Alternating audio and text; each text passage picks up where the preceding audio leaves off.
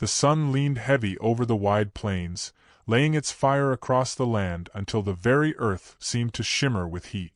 The sky, pale and endless, carried no mercy, and the wind shifted only to stir up more dust, circling low to bite into skin and sting the eyes. A tree stood there, stubborn and lonely, the kind that had watched generations come and go, its bark scarred by time and storm. At its base was tied a young woman, her arms bound with coarse rope that cut raw into her wrists, her bare feet pressed into the hot ground, toes curling against grit and thorn. Her dress, once a bright yellow, now clung faded and frayed against her frame. It told a story of hard miles and harder seasons. Her long black hair had loosed itself in the wind, streaming around her face like ink in water, framing eyes that neither pleaded nor begged. They carried sorrow, yes, but beneath the sorrow rested something stronger, the quiet resilience of one who had endured long before this day and would endure again if fate allowed. No one remained to watch her. Whoever had left her there had already decided she was not worth keeping.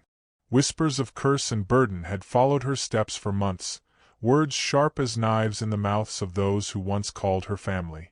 She had crossed an ocean with her husband years ago, her heart filled with the daring hope of new beginnings.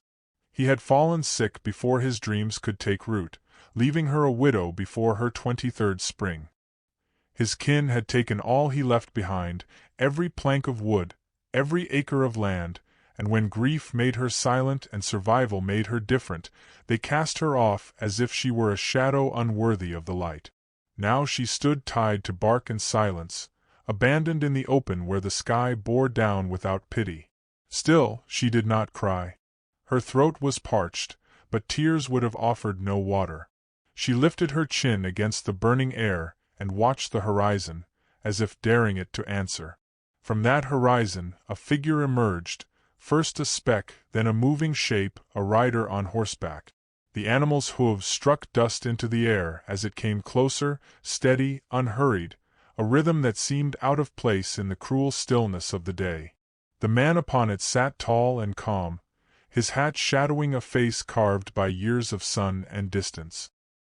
He was not young in the manner of boys, nor old with the tremble of time, but in the firm middle of his strength 30 years lived like 30 winters, each one teaching him how to endure. He slowed when he saw her, drawing his horse to a stop a few paces away. The air thickened in that moment, for here was a man who carried both wealth and solitude in equal measure. His coat bore dust but also the weight of fine stitching. His boots showed long rides yet not want. His eyes carried something untamed, a wealth built not only in cattle and land but in silence, in the sharp edges of loneliness. He studied her without hurry, as though deciding whether she was a vision made of heat and wind. She met his gaze, unflinching, her breath shallow but steady. He dismounted with deliberate ease, his boots pressing into the dust as he closed the space between them. For a moment, he only stood before her, letting the wind speak where he did not. Then his voice came, quiet and low, carrying more certainty than gentleness. "You need a husband," he said, "and I need a wife." The words fell into the air like a stone into still water, rippling out, strange and sudden, yet holding no jest. She searched his face, expecting cruelty or mockery, but finding none. What she saw instead was a man too long alone, too long carrying the weight of his own silence, now recognizing another soul the world had cast aside. He reached to his belt, pulled free a knife, and with one clean stroke, the rope binding her fell away. Her arms dropped, red welts rising where the fibers had bitten. Yet he did not touch her again. He left her to step away from the tree on her own, to reclaim the dignity that abandonment had sought to strip from her. The ground swayed beneath her, and for a moment she faltered, but she held herself upright. She glanced toward the horizon she had been staring at before, endless and empty, offering no path. Then she looked at the man, his horse, the strength of his stance. He did not beckon, nor did he command.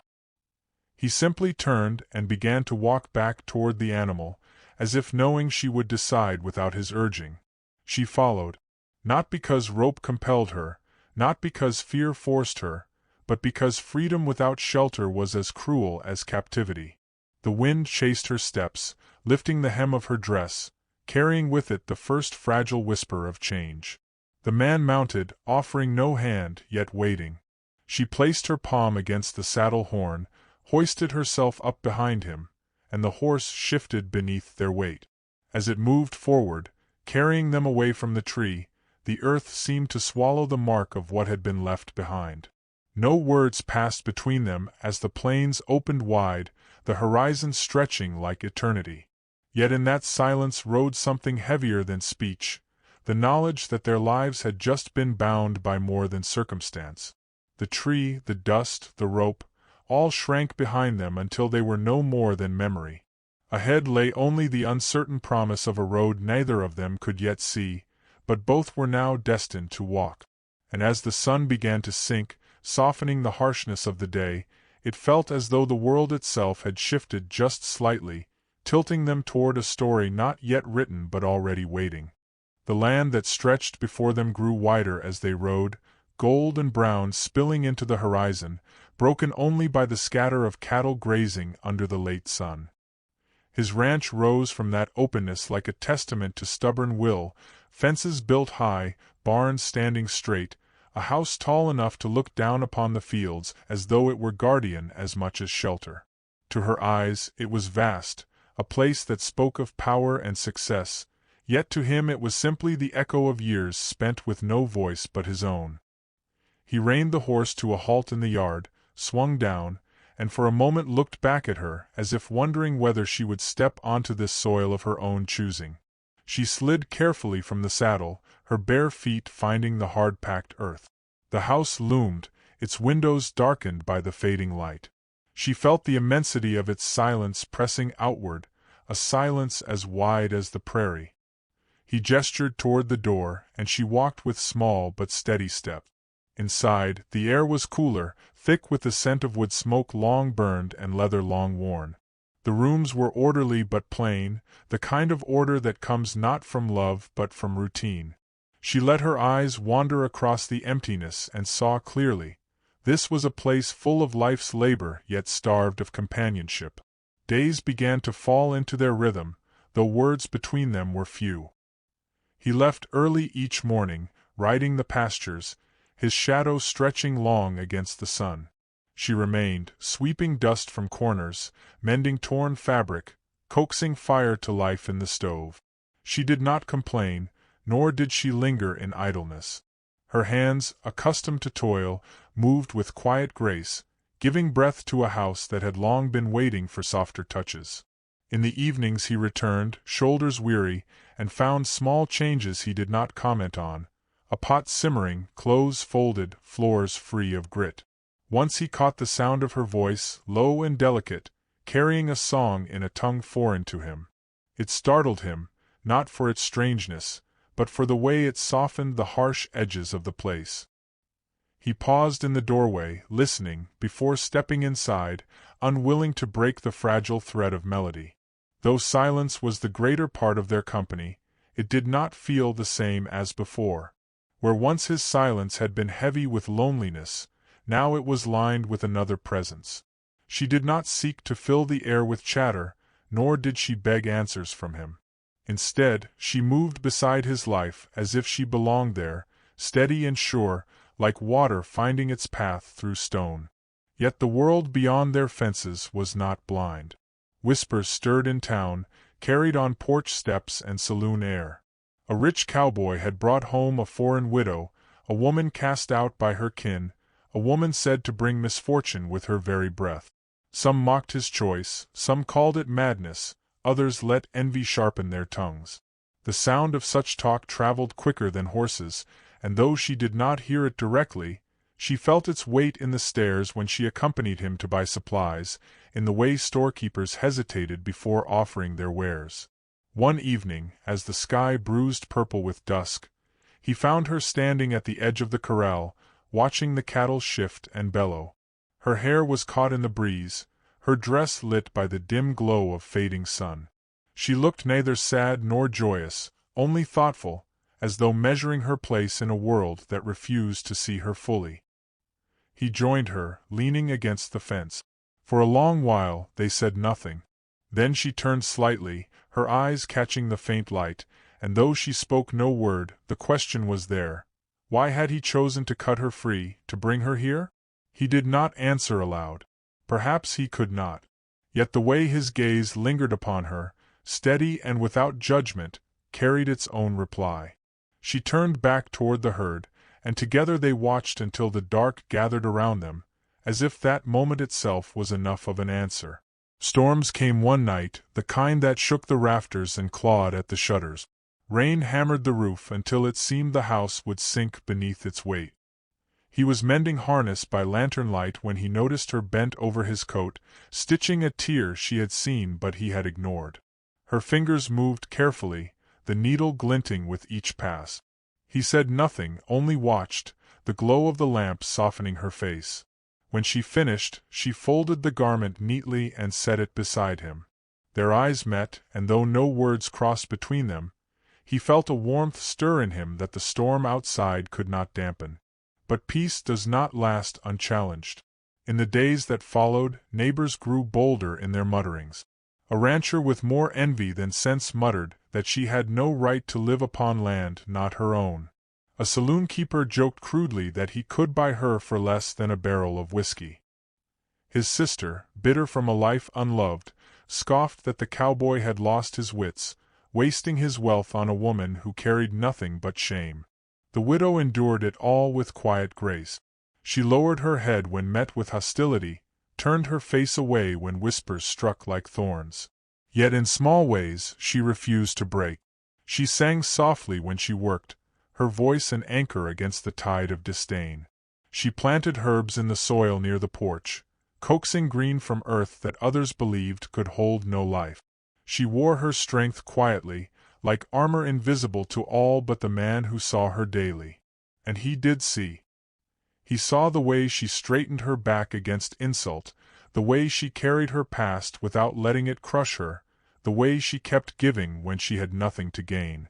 Though he said little, each evening he found himself drawn to sit near her, sharing silence not as strangers but as companions. The turning point came one afternoon when he returned from the fields with his arm scraped from barbed wire. Blood streaked his sleeve, and he cursed under his breath as he tried to tend it.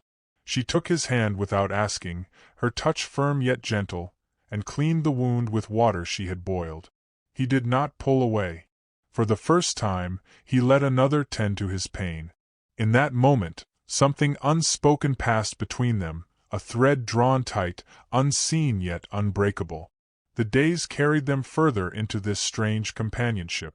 Though love was not yet declared, though no vows were spoken, something had begun to bloom beneath the dust. It was not the fire of sudden passion but the slow kindling of trust, the steady warmth that promises to last through long winters. And yet, beneath this fragile growth, shadows lengthened. The town did not forgive easily, nor did envy fade without poison. Though she had found a roof and he had found company, both knew the world outside their ranch would test what they had begun. As the sun dipped once more, spilling its last light across the prairie, the widow stood on the porch, her hand resting lightly against the railing. He stepped out beside her, the two of them framed by the coming night. Neither spoke, but the silence between them was no longer empty. It was full, alive, as though their hearts had begun to speak in the spaces words could not reach.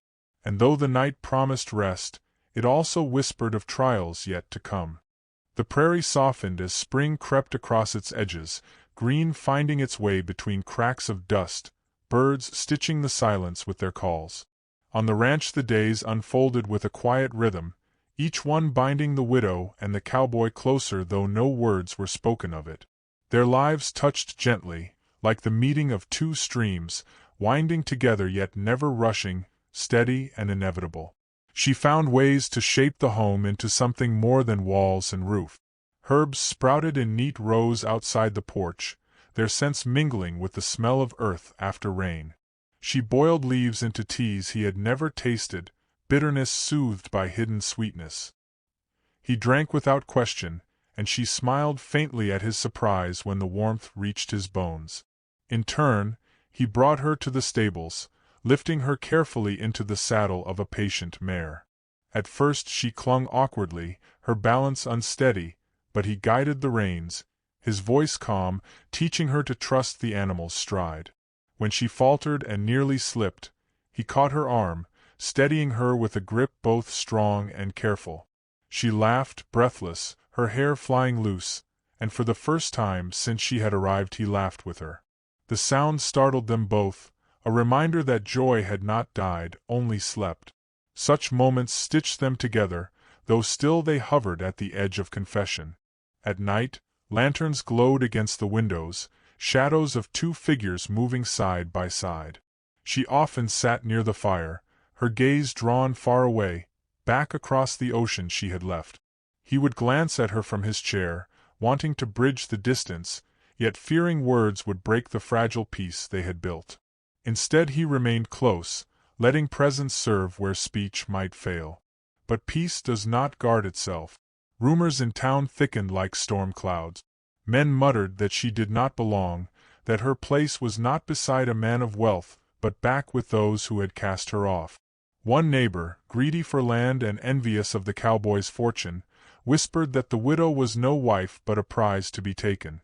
The saloon-keeper, drunk on spite, laughed too loudly that no foreign woman could change the nature of a man already known for his pride. And the widow's late husband's kin, hearing of her refuge, began to stir with thoughts of reclaiming her, not out of love, but to bind her again to labor and humiliation. She felt the weight of this gathering threat. Her sleep grew restless, her eyes watching the horizon with a shadow of fear. One afternoon, as she drew water from the well, a rider passed along the road, spitting dust and muttering that she would not be safe much longer. She froze, her fingers trembling against the rope, until she heard the cowboy's voice behind her. He had come silently, and though he said nothing in reply, the steadiness of his presence calmed her. He touched the well's post, leaning against it, eyes fixed on the road the rider had vanished down. It was not a promise spoken, but she knew in her heart he would not let her be taken again. Their bond deepened in the unspoken. She began to see the loneliness he had carried before her, a loneliness carved into the strong lines of his face, softened now when she stood beside him. He began to notice the courage beneath her quietness, the steel woven through her sorrow. One evening she sat weeping softly by the fire, her tears falling as she held a scrap of cloth that had belonged to her husband, the last piece of her past. He did not tell her to stop, nor did he retreat into silence. Instead, he set his hat on the table, a gesture so simple yet so full it broke something open in her heart. It was as if he placed his very life there, unguarded, saying without words that her grief had a place in his home. Their hands brushed once, almost by accident, as she passed him bread. Both paused, the moment stretching long, their fingers trembling with the truth that lay waiting. Yet neither spoke. Perhaps it was fear, perhaps it was respect, but the time for such words had not yet come. Beyond their small sanctuary, shadows gathered. The neighbors' resentment grew sharper, talk turning to action. A handful of men, drawn by greed and bitterness, began planning to confront the cowboy, to demand he release her.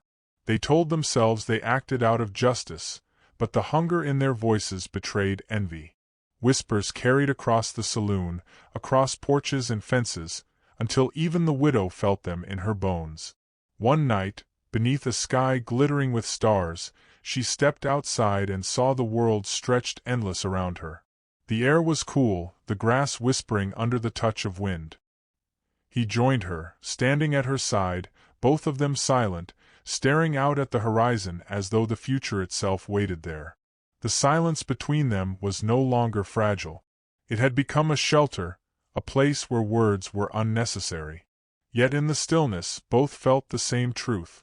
They were no longer two strangers bound by chance. They were two lives tied now by choice, though neither had yet spoken the vow. The cattle lowed in the distance, restless, as if sensing what the night concealed. The widow turned to him, her face pale in the starlight, and though she did not speak, her eyes asked what neither of them wished to voice aloud.